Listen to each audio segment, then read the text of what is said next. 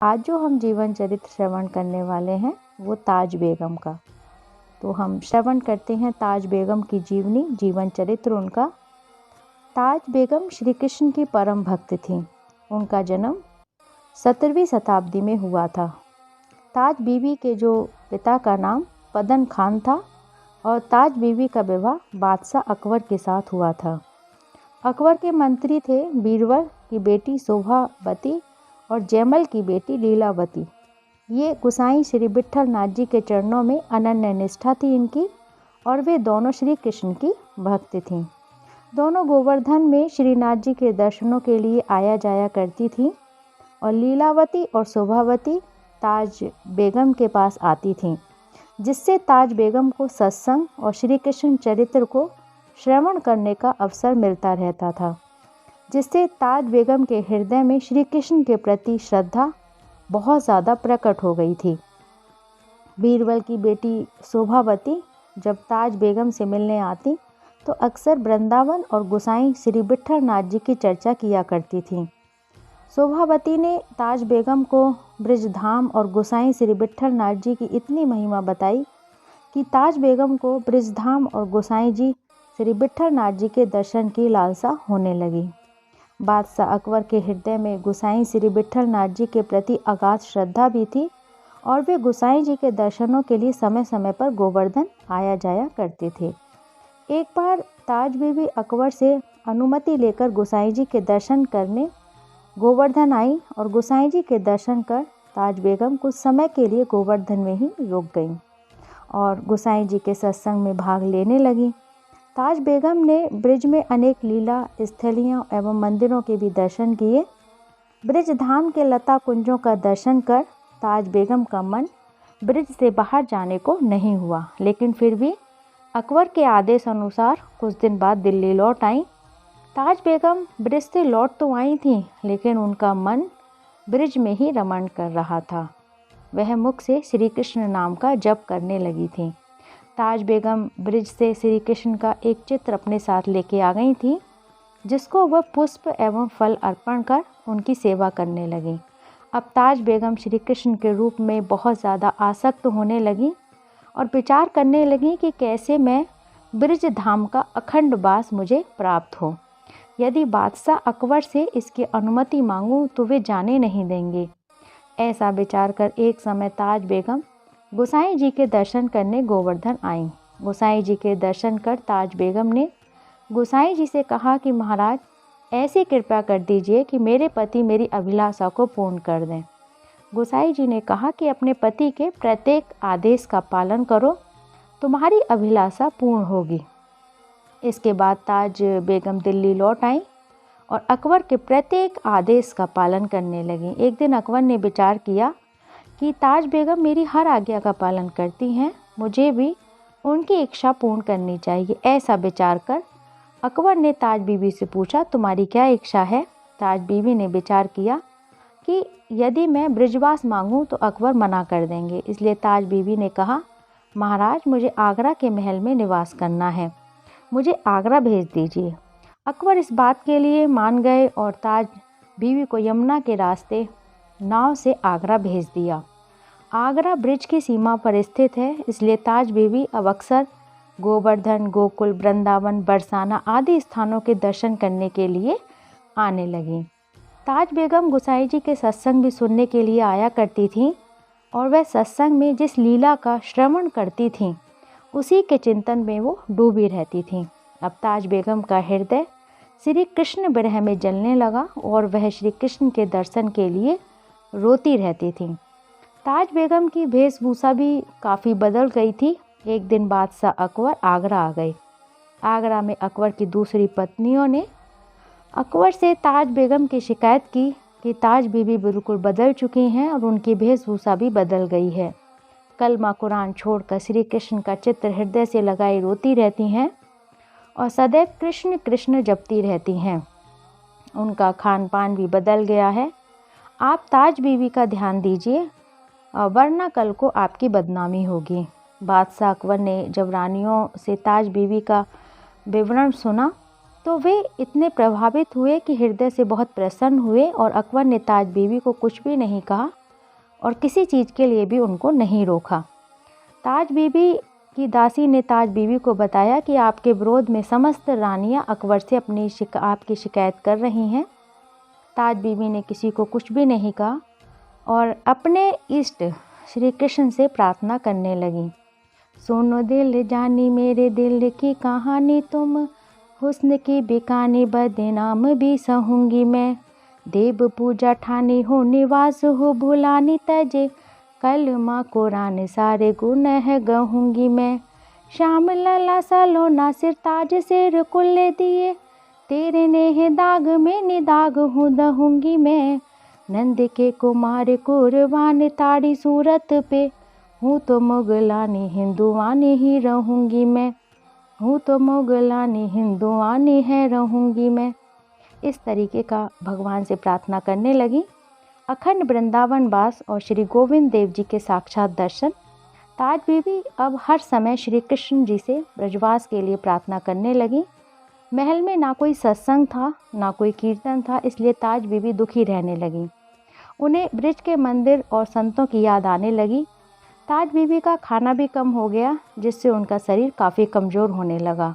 एक दासी ने ताज बीबी की इस अवस्था के बारे में अकबर को बताया। अकबर ताज बीबी के पास आए और उनसे पूछने लगे कि तुम बहुत दिनों से दुखी रहती हो, रोती रहती हो, तुम्हें किस बात का दुख है।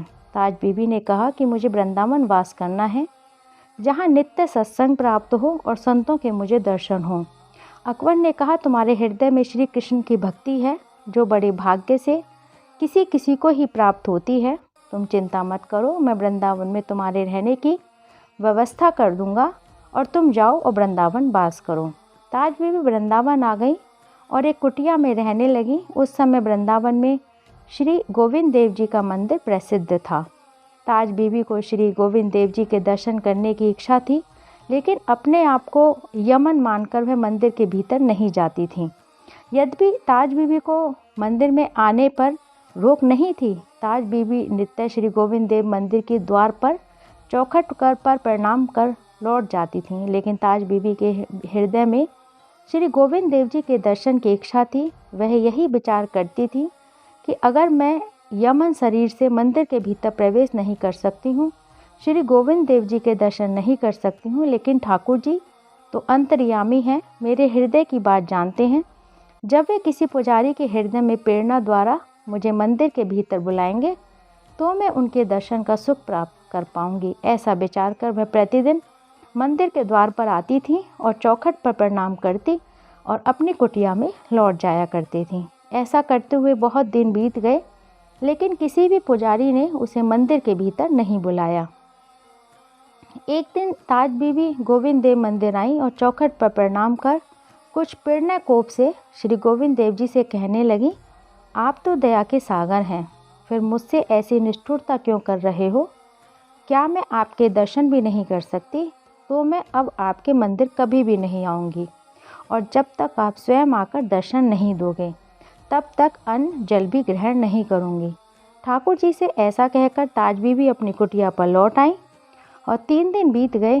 ताज बीबी को अन्न जल ग्रहण नहीं किया उन्होंने और शरीर कमज़ोर हो गया, लेकिन वह श्री कृष्ण का स्मरण कर रोती रहीं। मध्य रात्रि में ताज बीबी को ऐसा पीड़ा होने लगी। उसी समय उसने एक गंभीर वाणी सुनी, ताज देखो, मैं तुम्हारे लिए भोजन और जल लेकर आया हूँ।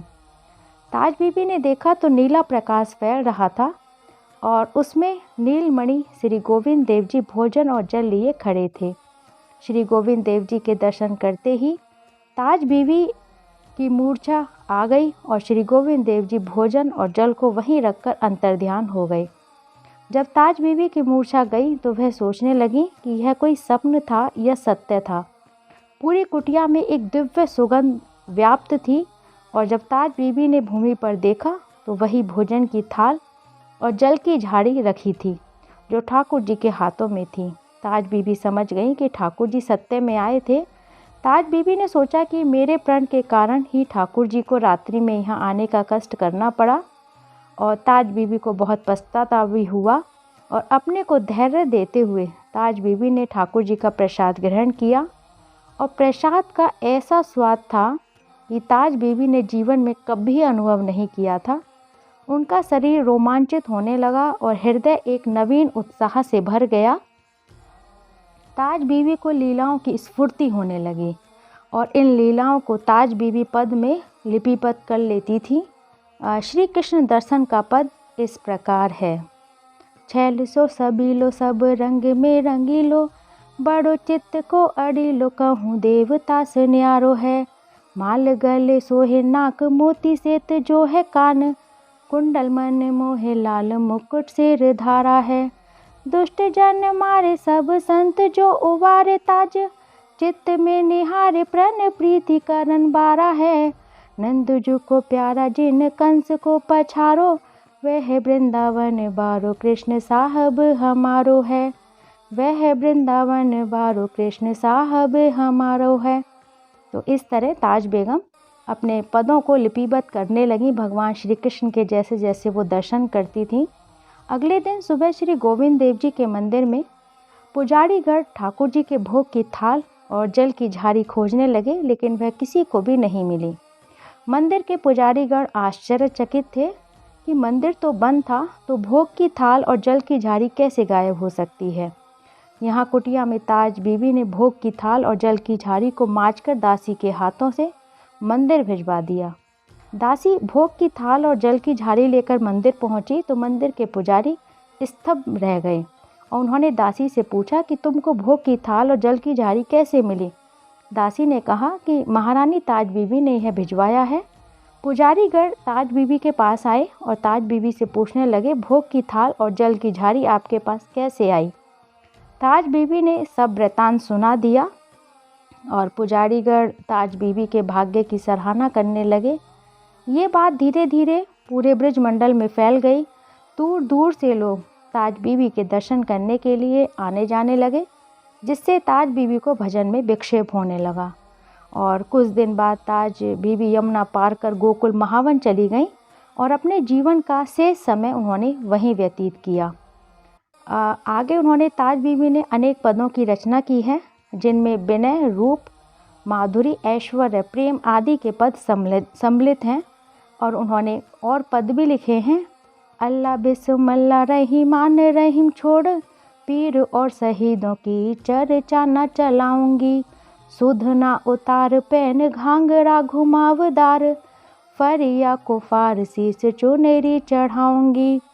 कहत सहजादी ठाकुर कभी सो पेज कर, वृंदावन छोड़ अब की तहु न जाऊंगी। बांधी बनूंगी राधा महारानी जो कि मैं तो, तुरकानी ब्याए नाम गोपिका कहाऊंगी। तुरकानी नाम छोड़ गोपिका कहाऊंगी। ताज बीबी ने गोकुल महावन में ही देह का त्याग कर गोपी स्वरूप से श्री राधा कृष्ण की लीलाओं में सम्मिलित हो गई। वो यहीं पर ताज बेगम की आज भी समाधि है और इस तरह उन्होंने बहुत सारे पद भी लिखे। ताज बेगम ने भक्त और भगवान की जय हो। ऐसे ही आगे चरित्र की श्रृंखला चलती रहेगी। तो आज का जो चरित्र है वो यहीं विराम लेता है। राधे राधे। जय जय श्री राधे।